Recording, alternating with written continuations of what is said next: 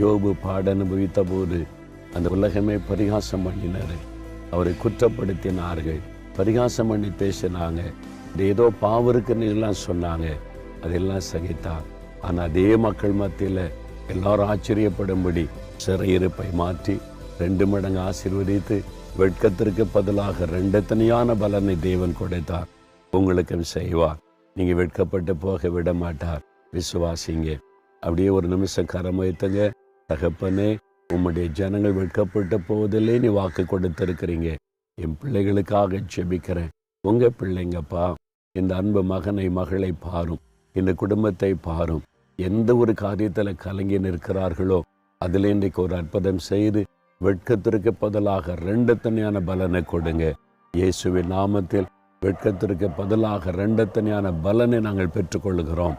இயேசுவின் நாமத்தில் ஆமேன், ஆமேன்.